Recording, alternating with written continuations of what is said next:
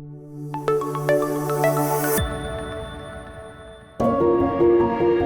don't know if anybody really knows all the stories of Rav Desler, Rav Desler. There's incredible stories about his life. But what people may not know is that at the outbreak of World War II, he and his family, they were already in London, away from the fires that unfortunately took so many Jews from this world.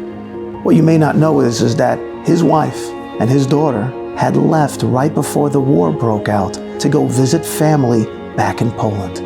And when the war began, unfortunately, they were found on the wrong side of it. 6 years. 6 years it took for them to finally come home. 6 years of Rav Desler worried, crying, praying, petrified. What's gonna be with his wife and his daughter? Thankfully, they got out and they ended up having their own incredible voyage, but they ended up in Australia. Now, we have to begin to appreciate that there were no phones back then. There was no communication back then. When a letter would show up at his door, it would be the greatest day of his year.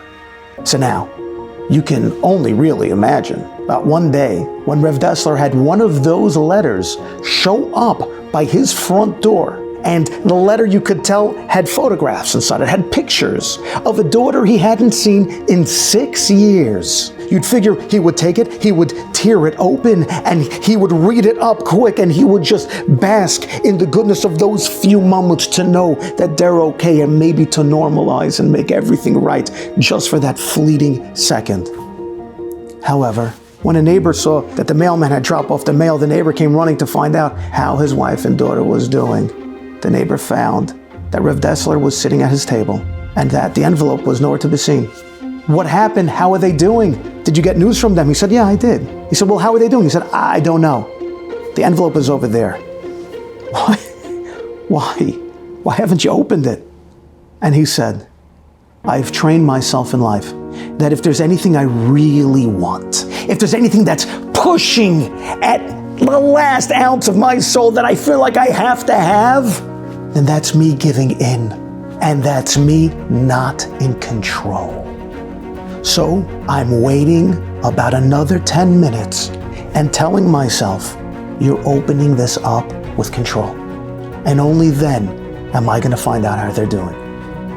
We ask ourselves, how is it that we can gain control? How is it that when things out there in this world that we are meant to really hold back on, how do we gain control? And let's learn from Rav Desler this incredible golden advice. Become somebody who is godlike. The difference between God and everything else is that God is always in control. And the reason why he demands of us to not look at things is because we ourselves are meant to be in control. Begin this as a practice with anything that comes your way, whether it's good food, whether it's meeting up with somebody you haven't seen for a long time. Take even 30 seconds and tell yourself, these are the Rav Desler moments. The moments where I become godlike. The moments that I become in control.